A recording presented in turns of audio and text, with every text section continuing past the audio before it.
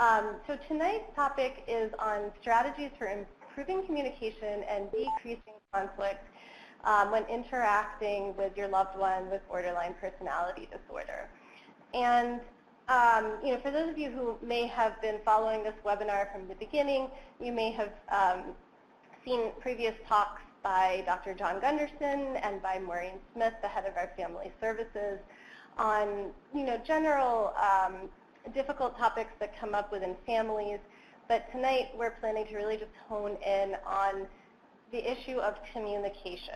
So this can be non-communication, how to actually discuss things that are more meaningful or difficult, as well as more volatile communication and how to be able to talk about things where there may be some difference, but not have it escalate or become problematic.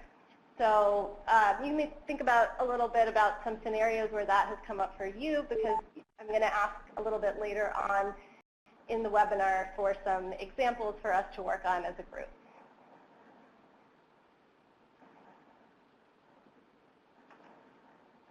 So as Dr. Palmer mentioned, I work within the Gunderson intensive outpatient program through the McLean Adult Outpatient Clinic. And one of my roles there is really to work with families and spouses along with the patients who are affected by borderline personality disorder in my individual work. So I definitely get to hear sort of both sides of the coin about these really problematic issues around communication and how much it affects everyone.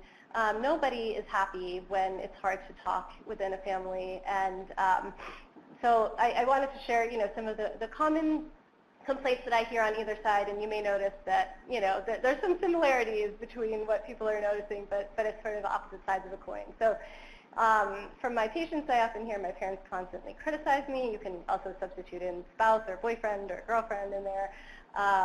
Whereas on the family member side, I can't say anything without setting her off. No matter what I do, it's wrong. Sometimes patients feel like no one can really stand being around me for too long, not even my own family. Nobody likes me. On the parent side, we're close until there's a boyfriend in the picture, and then she disappears. And then going back to the affected patients with BPD, my parents really stress me out and overwhelm me with everything at once. It's just too much. And on the parent side, she never takes responsibility. We can't even have a conversation about paying for some expenses. How do I talk to her about these things? So if any of this stuff sounds familiar, you're in the right place. So before we can talk about how to improve communication, we should probably think a little bit about some of the kinds of things that make it complicated or really make this fraught and difficult. So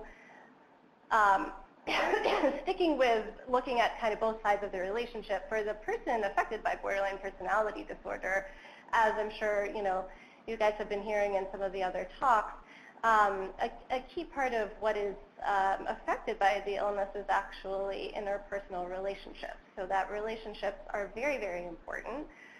They take on a really strong meaning, and when there are things that aren't going right in relationships, they can have a really profound impact on the person's mood, their ability to function, and the way that they think and make decisions. So, that's because although the relationships are very important, attachments are often insecure, so people don't feel stable in those relationships. And they also feel that the relationship has a really important role in defining their sense of self and identity and worth. In addition, a really core feature of borderline personality disorder is this very distinct interpersonal hypersensitivity. So what that really means is sensitivity to feeling misunderstood, criticized, rejected, disliked by another person. And the closer you are and the more important you are to the person with borderline personality disorder, often the more reactive that things that things you say may have a greater weight, and smaller things can be felt with a greater strength and weight. So oftentimes that means the relationships that are closest are also the ones with the most conflict.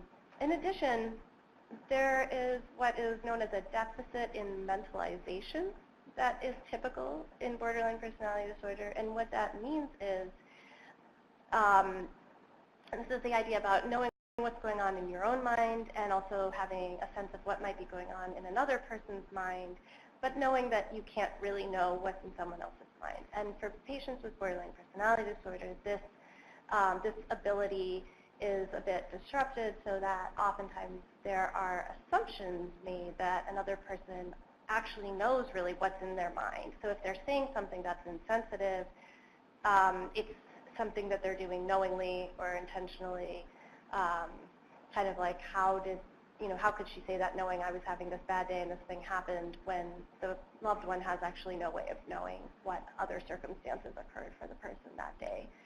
And in addition, to thinking maybe someone else is better at mind reading than they really are, sometimes patients with borderline personality disorder sort of assume they know what's going on in their loved one's mind without checking out the facts first.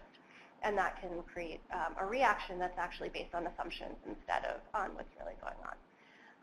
There's also a hypersensitivity to other people's emotions. Borderline patients are often really good at reading emotions. They can pick up on things that are quite subtle, and often are the ones who notice if their clinician, has a cold or a stomach ache or something's not quite right, whereas other patients may not notice that kind of thing at all. But the downside of that is that there also can be kind of amplification of a real emotion, or a misperception, or a misattribution that whatever's going on is actually personal and about them when it may be about something completely different. So for example, if someone's mildly irritated about a situation that happened before they got into a conversation with their borderline loved one, that can get interpreted as it's about me, and also it's not just irritation, it's real anger, like you're really mad at me and there's something really terrible going on. And unfortunately, what that often leads to is a question like, hey, why are you so mad at me?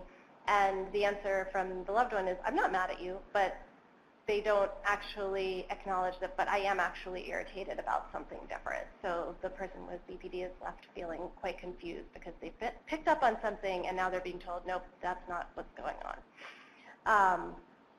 Also, there's a tendency for anger to be quite prominent. It's easy to get angry, and then that emotion can also often lead to aggressive urges or self-harming urges when feeling hurt or threatened in a relationship.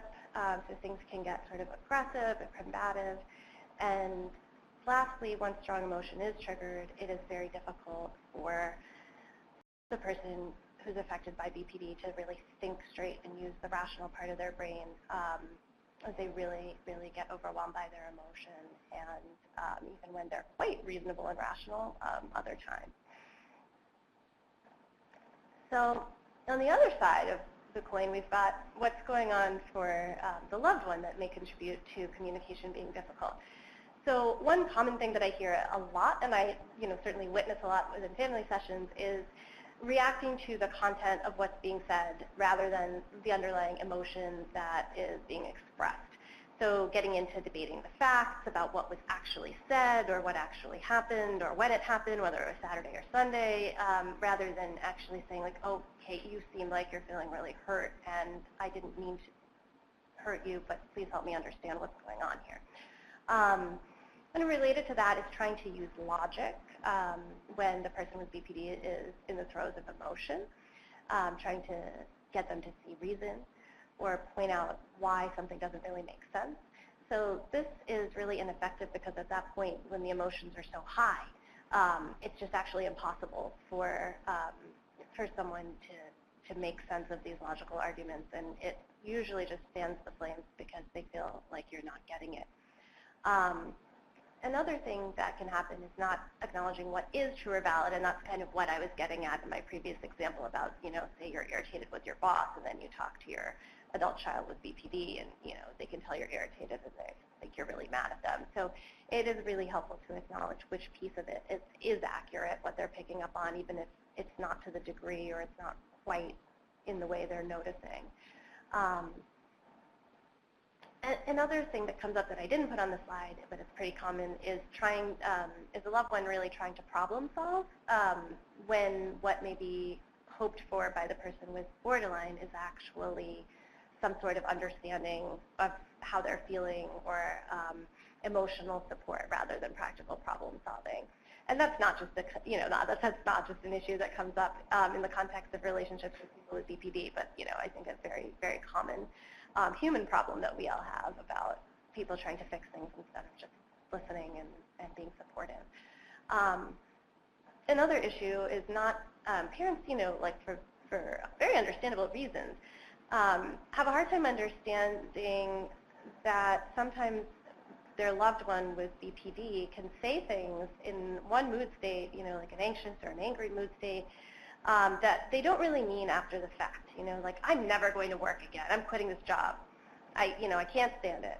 And the family member gets really worried about that. Like, oh my gosh, what am I going to do? She's going to call her boss and quit her job, and then she won't have money, and how do we handle this? And it's really more of an expression of, I'm really frustrated. But there's really maybe not an intentionality to carry that out. And when they feel better, and the parent is still, a week later saying, like, well, what's going on at work? What are you talking about? Like, work is fine. Why would you think that there's a problem? And another thing that can happen, especially if there are a lot of outbursts or certain information is really hard on a person, is that family members and loved ones can get into a pattern of concealing information or concealing how they really feel about things out of fear of the negative reaction. And usually, people with BPD, they're pretty sensitive to what's going on around them, so they sort of know that there's a lot that's not being said. So that strategy, while it can be helpful in the moment, not to fan the flames of something that's, in the throes of conflict, isn't a great long-term strategy for how to have effective communication. And then, another thing that happens quite a bit, and again, is very understandable, is unintentionally actually reinforcing outbursts. So if there is something that someone really wants, like, a new cell phone or permission to use the car to visit their boyfriend, and the initial response is no, and then things escalate to the point where there's a lot of conflict and yelling and screaming and threats, and then family member ends up giving in and giving the person what they asked for. That can, without either party really meaning for this to happen, that can end up creating some learning that this is how you have to convey your distress in order to get people to take you seriously and get what you need or want. So it's important to validate the emotions, but not actually change your actions when these things happen.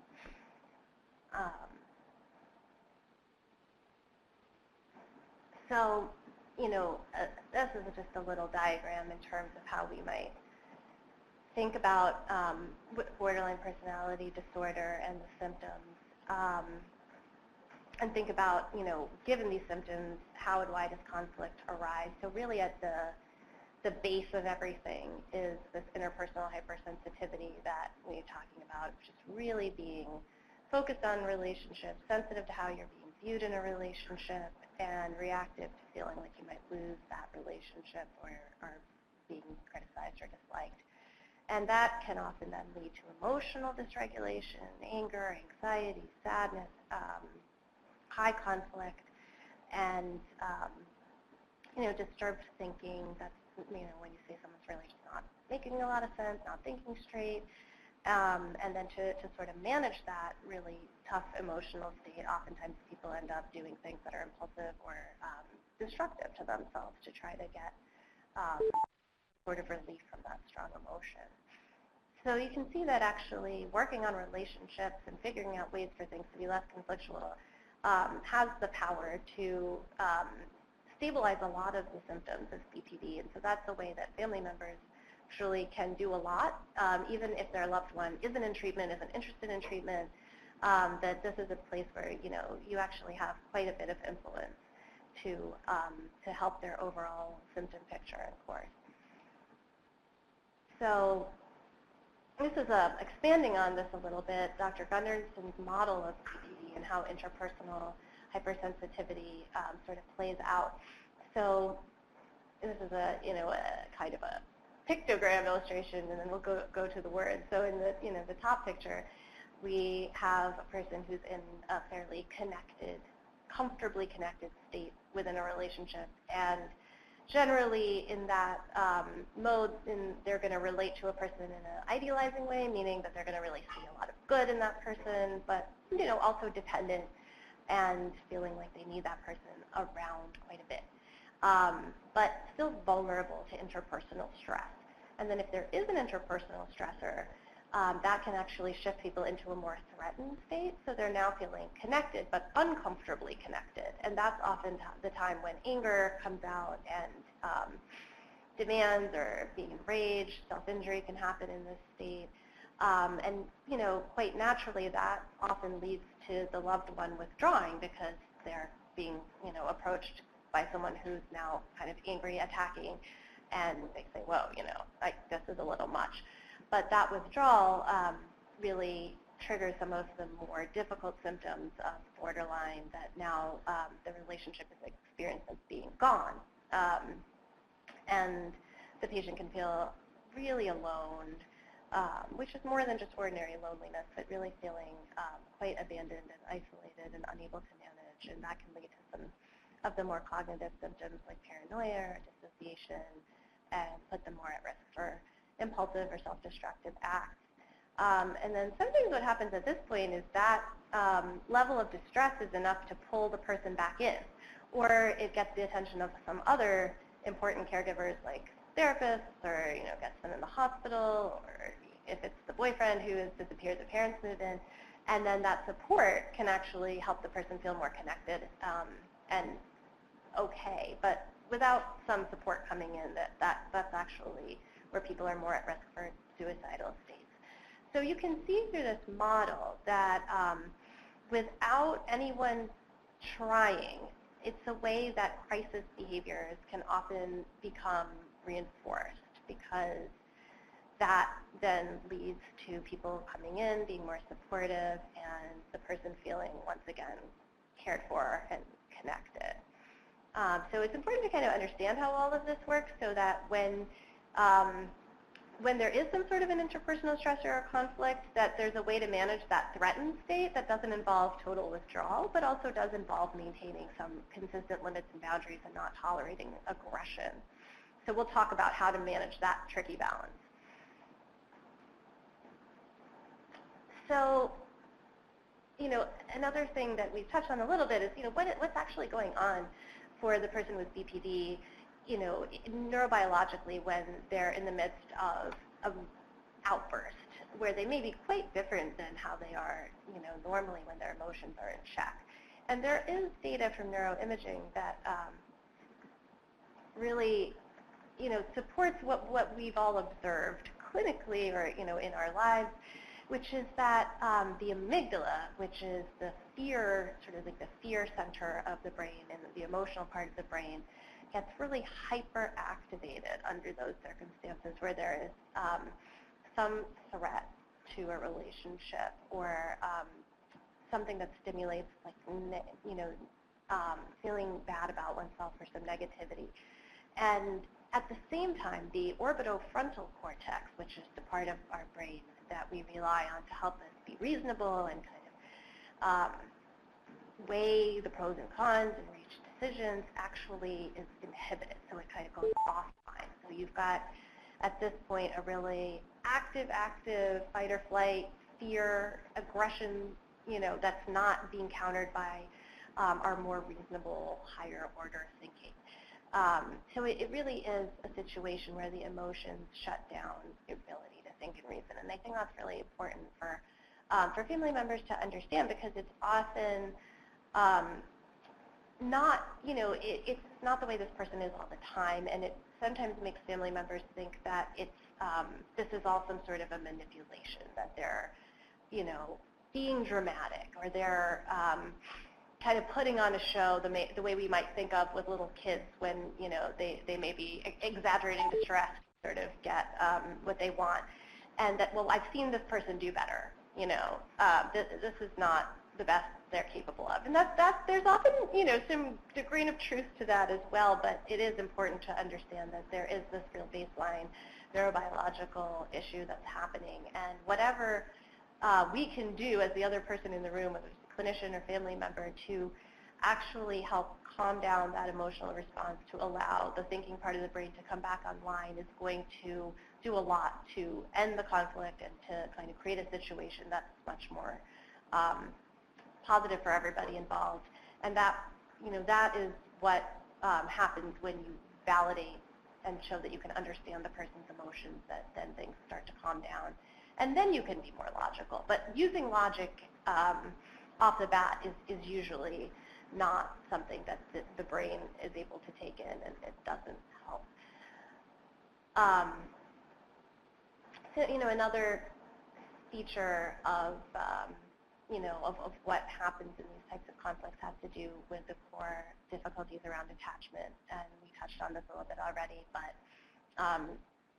just something that comes up a lot, especially with moms, is I don't understand, we're the closest to each other, I'm her biggest supporter, I've always been there, I'm always going to be there, and yet I'm always the target.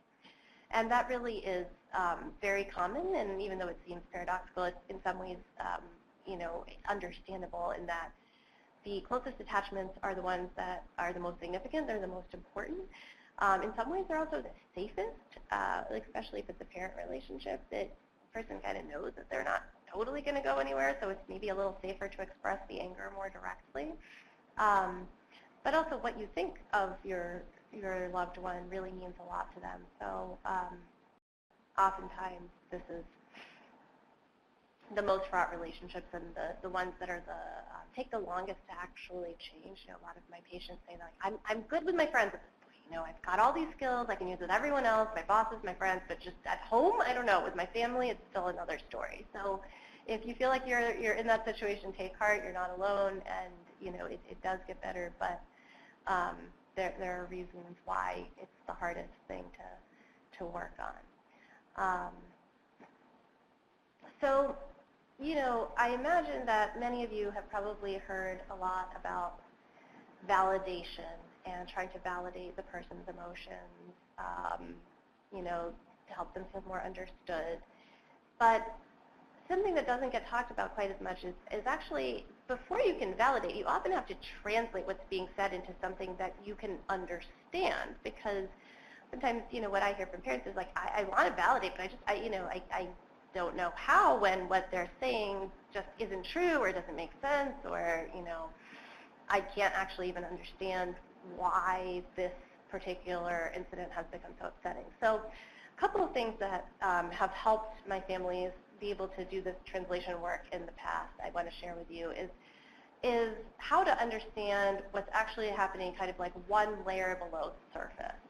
So oftentimes what you may experience from your loved one is anger and accusations, and I can't believe that you are saying this thing to me, that is so insensitive, you never understand me, I don't know why I even try. And beneath that anger, oftentimes is either shame or fear. So it's not that the anger isn't real, but oftentimes the anger is actually in response to another emotion that's more core and actually more difficult to tolerate. But for family members, it's a little bit more vulnerable and easier to empathize with and understand and be supportive of. So, specifically around shame, a lot of times the things that come up for people are feeling stupid, feeling intrinsically bad or unlovable, ugly, unworthy, like somehow I always screw everything up. And this happens a lot when young adults are trying to kind of put their lives together and are struggling, and they feel like they have parents who are like, perfect or hyper competent or really accomplished, that being, given friendly advice about how to do something, or being asked, like, did you remember that deadline? It often is quite triggering, because it's read as, you assume that I didn't, that I screwed it up, and I am a screw up. And, what you hear is, how dare you ask me that? Like, that's so rude, that's not your business, go away. But a lot of times it is this sense of shame of, you don't believe in me, and maybe I don't believe in myself. And then, on the other side is the fear of, will you leave me? Are you still going to be there for me? How am I going to survive without you? So if you can start to kind of listen for that underneath of the anger, it's sometimes easier to be understanding or sympathetic to the situation. And this we just talked about too, that sometimes there's a bit behind some rejection of help or advice or I can do this for you, I can do this with you, is fear and shame around real or perceived incompetence or skills deficits around things that people feel like they ought to be able to do on their own at this point in life. Okay, so now is where I need your help. So I want to practice this translation skill a little bit. So if anyone can think of an example, situation, conflict, emotional reaction that has happened recently with your loved one that you really just walked away thinking, like, I have no idea what's going on here, that you could use our help and the group's help with translating, go ahead and write that in now. And Dr. Palmer is going to help choose some examples for us to talk about together.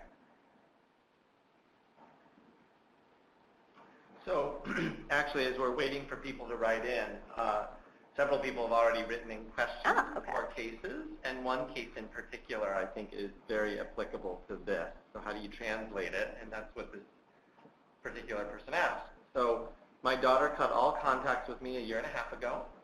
During that period of time, I sent her 4 or 5 cards with just a few sentences telling her how much I love her and that I'm missing her. But recently I had a call from the police, and they said it was regarding my daughter. She complained to them that I was bombarding her with cards, and it had to stop. Mm-hmm. What do you make of it? Well, I think that's a great example, and it exemplifies a few different things that we've talked about and some of the things that we haven't talked about. One of those things that we really haven't gotten to yet is that sometimes the relationships with parents can be so important yet so complicated and fraught that people feel like they need to actually cut off ties in order to establish some kind of independent sense of themselves, that they can start having a sense of themselves as a distinct and separate entity from the family, that they're not constantly getting input about whether they're doing okay or they're not doing okay, or trying to please or rebel against the family system.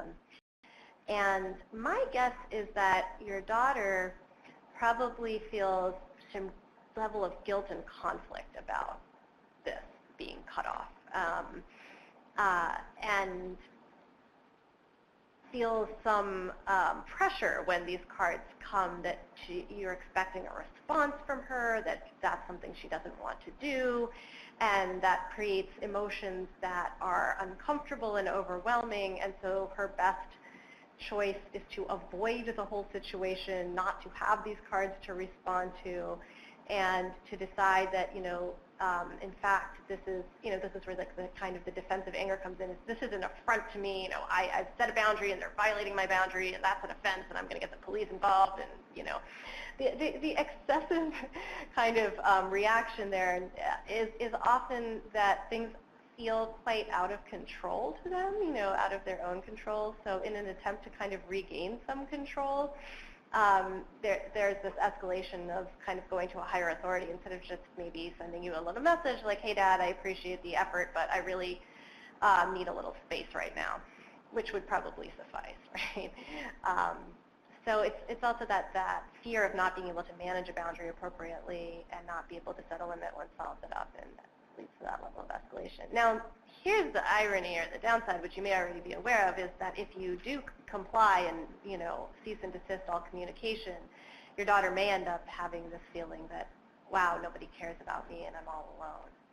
So it's a complicated one. I think that, if there is someone in the family she is talking to, I would recommend sending a message through them that you got the point, that you did not mean to intrude, you just wanted to let her know you care, and you will be anxiously, or maybe not anxiously, but you'll be happily awaiting a message from her when she is ready to re-engage and on whatever terms that may be.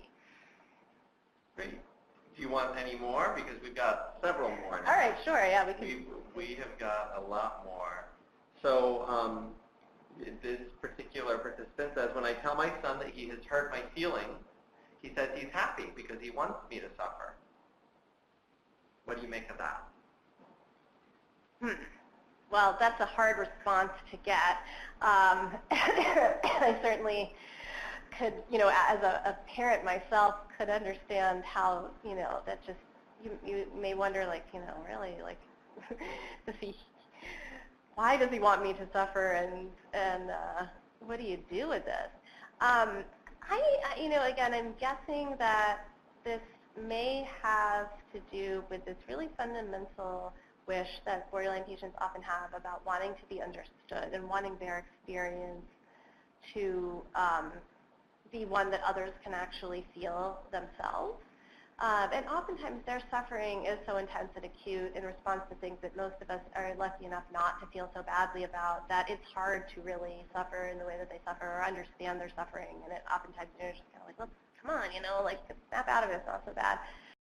So, a benign explanation would be that the underlying feeling there is, good, now you get what it's like to be me. And maybe you can understand me better. And the other piece is that oftentimes people say things like that when they're angry, because in the moment of being extremely angry, they may sort of lose sight of how much they do care about people and value them, and may be sort of lashing out in a little bit blindly. So it may be something to kind of come back to after the heat of the moment, has died down, like maybe the next day, to just say, I was really curious about what you said, and I want to understand it better, that you are happy when I feel hurt, because that's just something I'm having a hard time understanding, and, see where it goes. Okay. Would you like one more? Sure. So my sister often says to me that I am so condescending, and as I try to stay calm, she just keeps saying more and more that I'm condescending. Yeah. So this is, again, super common. I hear this all the time. So this goes back to that translation of, like, what's that next layer right underneath of what's being said, and in this case, it's really shame. So when people have a lot of shame and they feel like they're inferior or that others see them that way, they're quick to feel condescended to. That, you know everything, you're so perfect, you can just sit there on your high horse and tell me what to do. And even if that's not, where you're coming from at all, or there wasn't any intention to, imply that you know better than this person or are better than them in any way.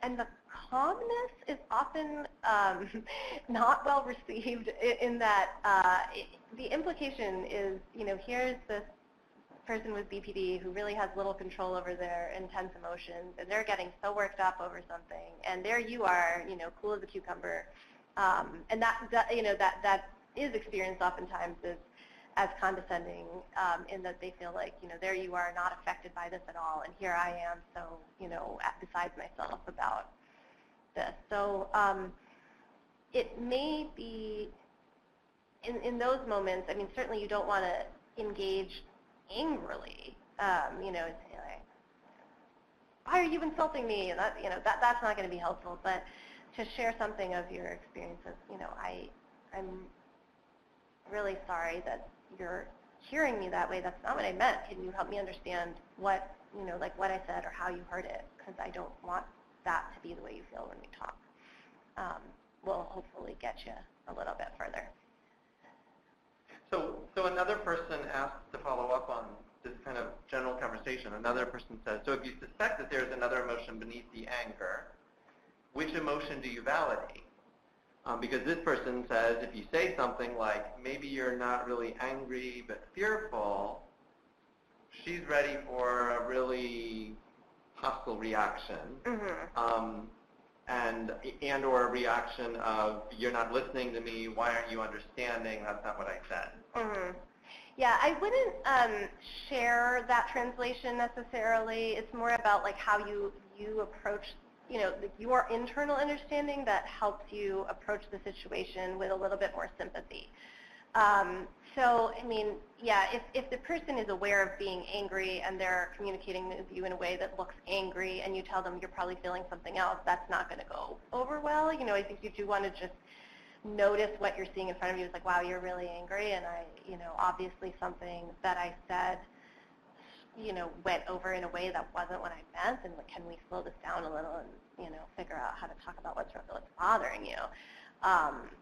but it's more of like something for you to hold internally that, okay, they're acting angry, but I think she's actually scared, and maybe I can understand why that would be, and that's a little easier for me not to react to or not to get mad in return.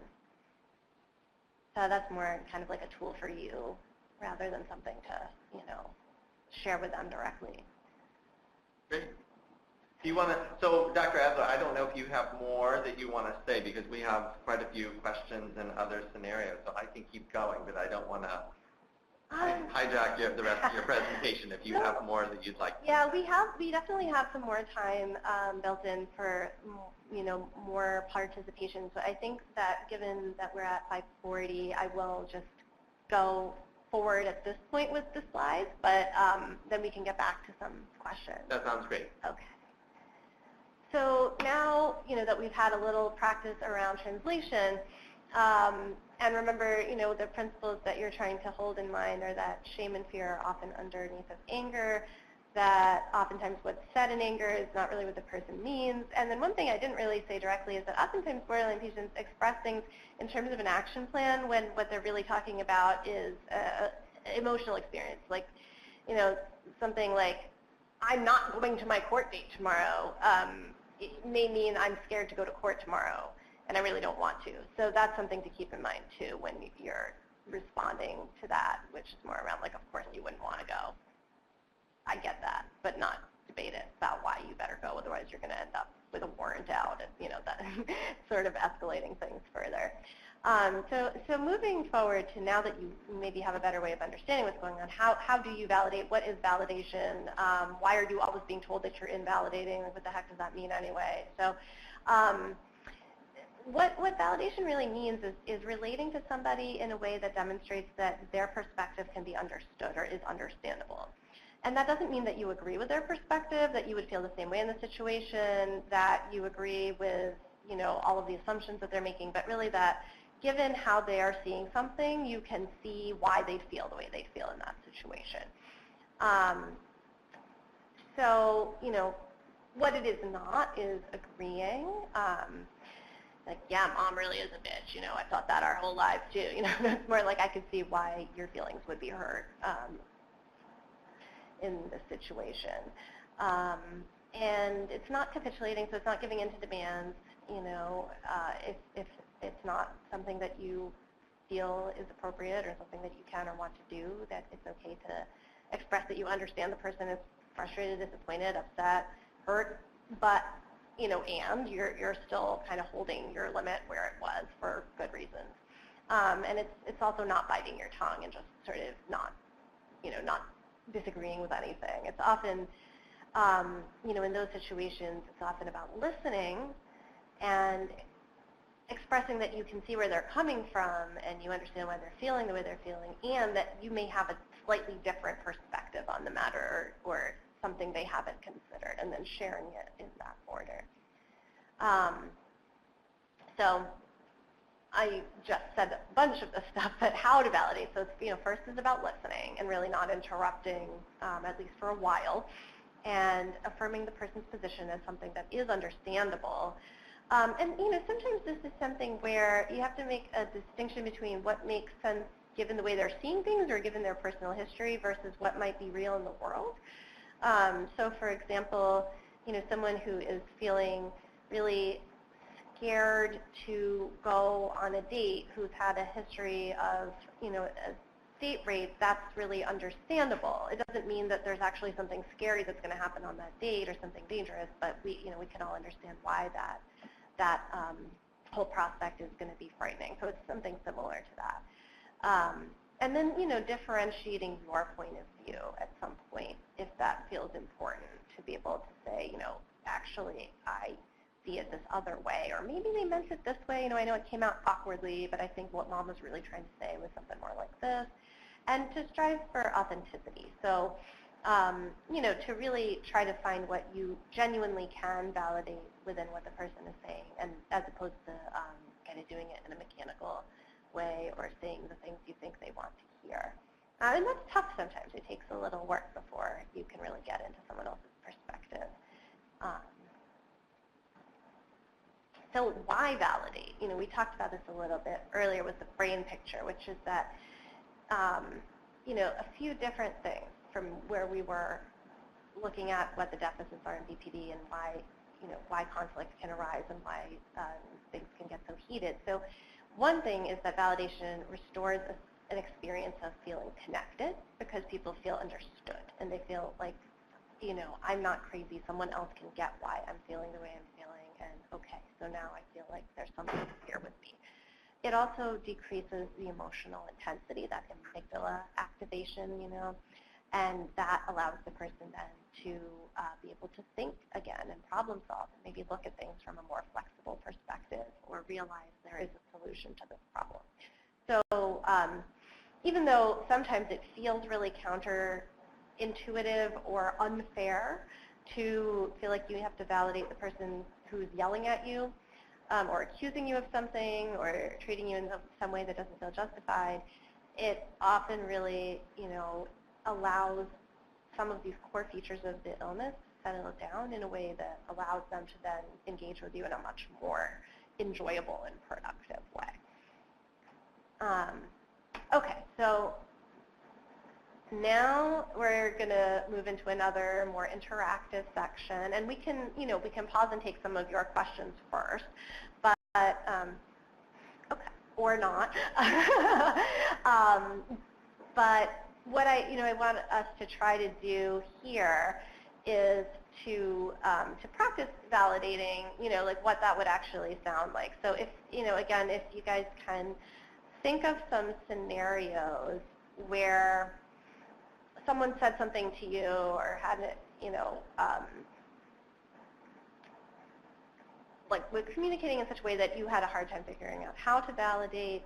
You can send those in, as well as maybe, a little bit of how you did respond, and then we can look at maybe what was validating or what wasn't, or how you might approach it.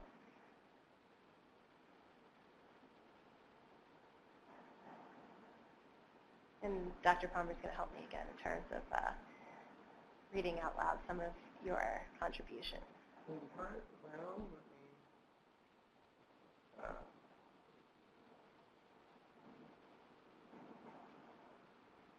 so here's a clinical scenario where this person's asking for advice on what do you do, but I think really a big component of it is how do you validate the experience. So my daughter, who's 36 years old and living alone, broke up again with her boyfriend. Now she feels isolated and says her apartment reminds her of him even though he didn't live with her. Now she wants to spend more time at home, which always seems to turn out toxic and has led to calling the police, to hospitalization. She views our unwillingness to have her come home as rejection and a lack of love.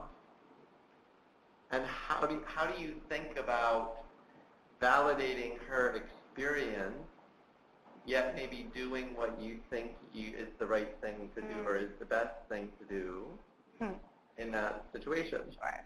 So this is a great example because it actually also leads into the thing we're going to talk about next, which is collaborative problem solving.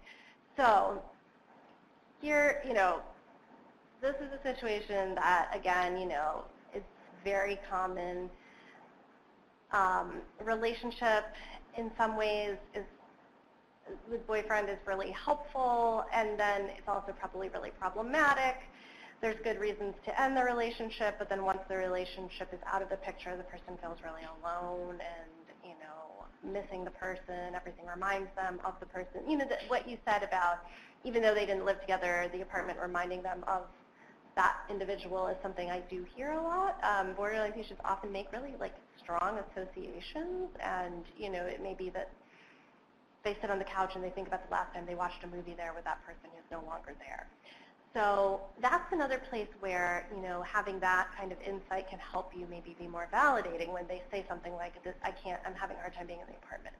So that's where you can say, totally understand how that would be really hard.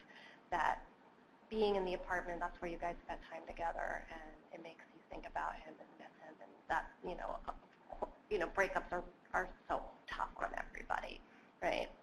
And that's something most of us can kind of relate to. The idea about, being at home. So this is another place where, you can validate why that might seem like a good idea, or, why she might want more to be in a different space, but also to be around people she loves and, feel close to the people that she does have. And then also, here's where you can differentiate your point of view about, here's where I'm concerned about that. So it's like, I totally get why you want to be at home more, you want to get out of that apartment that's got all those memories, and of course you want to be around people who love you when you've lost somebody important. And, we want to be there for you. But here's the dilemma, and maybe, let's think together about how to solve that, which is that, I'm thinking back to other times when we've tried to live together, spend more time together, and it doesn't seem like it works that well for, for either one of us. Like, you end up getting kind of frustrated with us and the way that we are, and there's been times where it really seemed to both of us like this didn't work for us to live together. So I'm wondering, do you have any ideas about how we can support you and be there for you, but not get back into those old patterns and, create a situation that's even worse? So, I mean, that's maybe one of those things where, you ask for her suggestions and ideas, and then see what you can work with, and have some of your own, which may be that you guys create, like a weekly or bi-weekly lunch date where you take her out and you spend time together outside of the apartment, but also outside of your house, and she feels a little more connected, but she's not living at home. Great. So here's another good scenario on how do you validate this. I saw that my son was looking at rolling papers for marijuana on our Amazon account, and I accidentally responded to an email that had gone to our entire family saying to my husband how worried I was to see that, and I just didn't get how that could be his thing, smoking pot. My son was so angry that we were spying on him via the Amazon history, and that I wouldn't just ask him straight out about it. However, when I do ask him about personal things like drug use or drinking, he shuts me right down and is silent until we start a conversation on some superficial level again. Yeah. Again, How do you validate that? Well, I think, again, this is a place where, you try to sort through what of that you could understand. Meaning, like, most of us would probably be fairly embarrassed / angry if something that we were doing that maybe we're not so proud of got broadcast to the entire family, right? So, I mean, I think it's an easy entry point to say, you know what, I'm so sorry. That was a real goof on my part, and of course you would be frustrated and embarrassed that, I broadcasted this thing to the entire family and didn't check in with you about it. And then you could even say something like, I would really like to be able to talk to you about these things directly. And, I was under the impression that you kind of weren't open to that. But if you are, I would much prefer to be able to talk to you, straightforwardly about what you're doing, and be able to talk about maybe, why you're making the choices you are, or if I have some input that you might be willing to hear that. That would be something I really want to work on with you. And you can share that, what it's held me back in the past is that when I've tried to, those conversations really haven't gone very well. Sure. But I would start with the, taking ownership over the piece that you can really own as your own mistake, or how that would have felt. So maybe one more example. How do you validate this? Mom and Dad, you favored my sister for years, referring to her 30-year-old sibling. So without a little more information, that one's a little tough to know where to go with, but I think a lot of times people with BP do feel like they're less liked or likable, and oftentimes this gets confusing for the parents because they've probably spent much more time and energy interacting with and doing things for the kid with borderline than, if your other child isn't, as affected by mental illness, or kind of can do more things independently. So a lot of times parents have the concept that the other kid is getting the short end of the, the stick, and can't quite fathom how in the world the person with BPD wouldn't think that they've gotten the lion's share of the attention. But they are perceptive, and they may have a sense that you find the other sib easier or more pleasant to spend time with. And so there may be something, there to what they're saying. I think one way to approach that is to ask a little bit more about, why they feel that way, and just to validate that that's an awful way to feel, to feel like someone else is liked better and that you never wanted them to feel that way, and you want to understand a little better where that comes from, and then offer some perspective about, how you actually do think, about them. And what do you recommend for the parent that has been in conflict with their daughter, son with BPD for a few years? Because that's not an uncommon scenario. Right. So the parent is in a lot of conflict. Yeah. And let's say it's a daughter, and she accurately perceived, you definitely like my other siblings better. I hear you talking about them to grandma and grandpa and bragging about what they're doing, and I see how easy you get along with each other, and I see how great they are to you, and then here I am, just a big burden, and I know I'm a big burden. And she unleashes it in this way, like, you clearly like them better than me. And what if there is a little bit of truth in that? Right? In terms of liking or just easier, or, the other siblings are a lot less work. We're not worrying about our retirement, because of them, but we are about you, because, we're thinking, who's going to take care of you? How are you going to get by? What's going to happen? And, I can imagine if a parent just comes out and says that, it might unleash a lot of insecurity, maybe an act of self-injury, or even a suicide attempt, or just a really angry reaction. And I guess I'm curious, do you have any thoughts about maybe some better ways to maybe even label that and identify that and talk about it with maybe minimizing the level of rejection that the person with BPD might feel? Right. I mean, I think that's a great example, but a really tough one, because,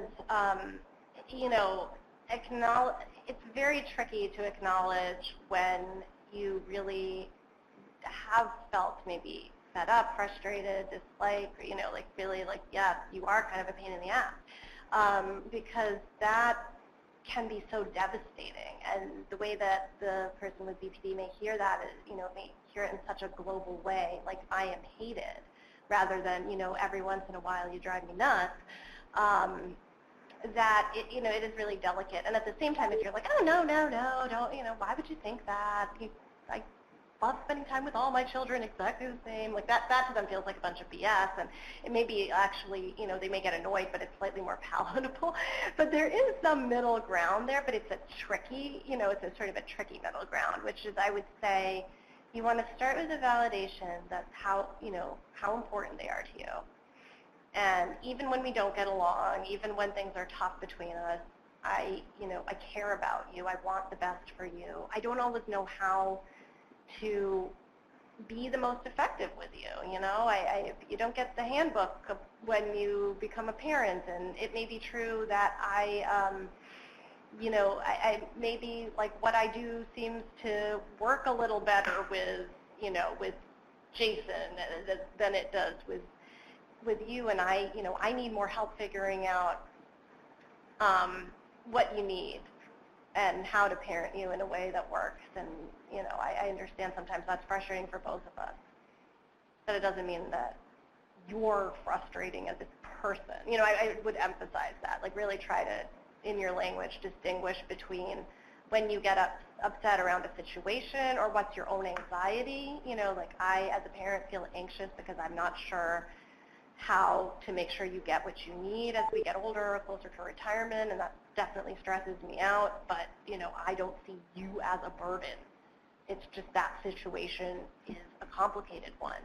The other thing is sometimes you can make a parallel to like a medical illness or something, like like I would feel this way, if you if you were somebody who was disabled in some manner, where I wouldn't quite know how to make sure you had what you need going forward, but it's not something bad about you. It's a complicated situation. So, Dr. Adler, I'm actually really sorry to say that we have exceeded 6 o'clock, and so we are going to have to end here, even though I have a screen full of challenging cases and really great questions, and I'm sorry we didn't get a chance to answer all of those questions for the participants. I won't ask her to commit right now, but we might ask Dr. Adler to come back another time, because there certainly is a lot of interest, and we have more than enough material for another webinar in the future. But I want to remind people that our next webinar is coming up next month, September 14th. I will be speaking on the question, after all this treatment, why isn't he or she better? Common causes of treatment resistance and possible solutions. If you want to register for that webinar, you can click on that link right now and go ahead and register. With that, I'm going to say good night. Thank you so much, Dr. Adler. Thank you.